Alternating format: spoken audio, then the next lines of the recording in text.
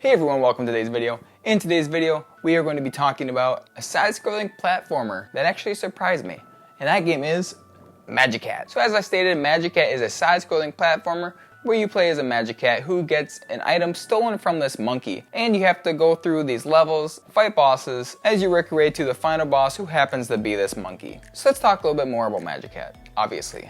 That's why you're here. So when you start Magicat, you will notice that the game's overworld looks similar to like the Super Mario World games. In this overworld, you can go between levels. All levels are linked somehow, whether that's beating a level to activate a bridge to get across the next one, or just finding alternate routes. Now, when it comes to levels, there are actually 63 different levels in this game. Each one is themed. Each one has different puzzles or different abilities or different things you do in the level, and this thing you do will actually be something you use against in the final boss. And when it comes to the boss, it's kind of like, think of Mega Man, where you kind of have to learn patterns and you just keep dodging and keep attacking when you can, and it's very Mega Man style bosses. So now in this game, there are actually a few different types of currency, I guess.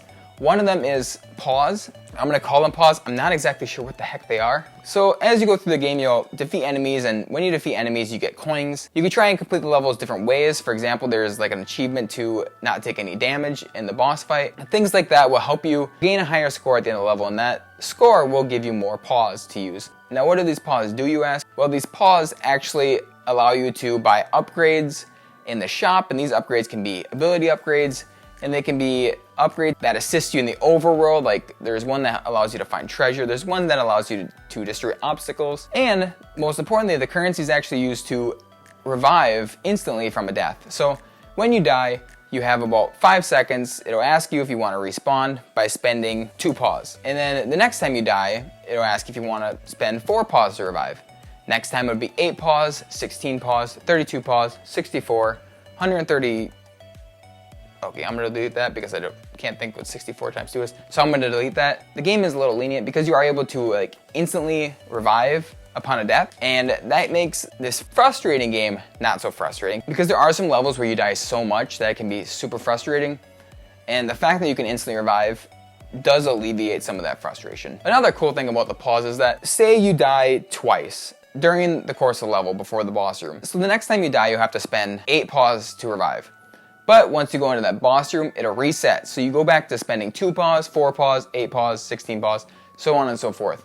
So the game also, it wants you to succeed because it resets those lives and allows you to have like a fresh start versus the boss, which I think is really nice. I really appreciated that because the bosses aren't exactly super easy, and I just really enjoyed that. And you could definitely tell they wanted to challenge you with the platforming, but they also wanted you to be able to actually beat levels. So another currency you can actually find is potions.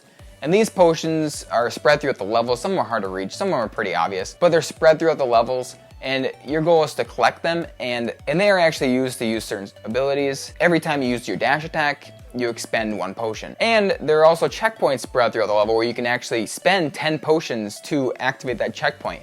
I believe there's 3 of them. There's one like every third of the level, then there's one right before the boss. Obviously, you don't have to activate every one. You can go through the whole level not activating a checkpoint at all, or you can activate every one because, say, it's a really difficult level.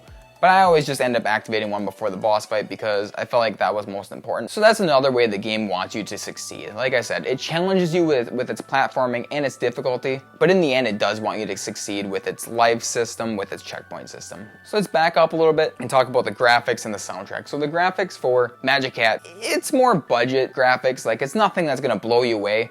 It doesn't look bad. Magicat's super cute.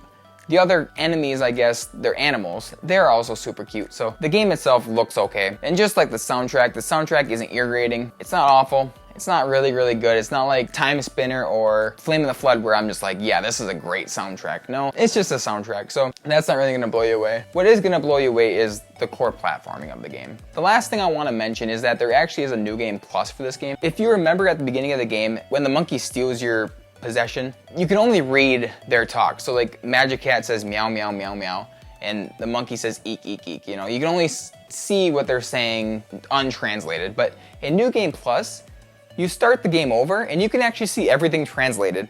And for me, like, I was so close to just playing through it all again because I wanted to see what they all said. But sadly, I don't have time to do that.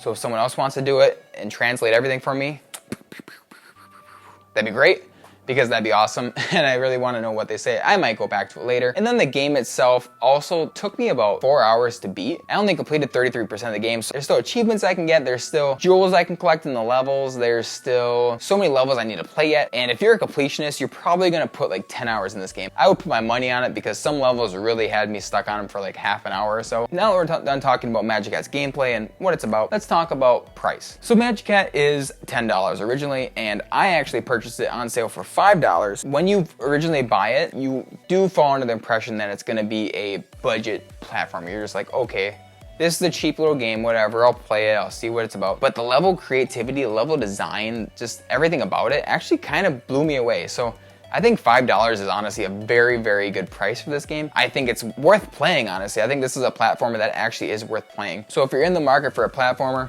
pick up Magicat, because I give it 2 thumbs up, and I think it's actually pretty good. So that just about wraps up today's review of Magicat. Remember to subscribe, hit that notification bell so you stay up to date on my videos, hit that like button, drop a comment below on what you thought about the review, if you found this review helpful, if you've already played Magicat and what your thoughts are on it. And as always, thank you all for watching and have a fantastic weekend.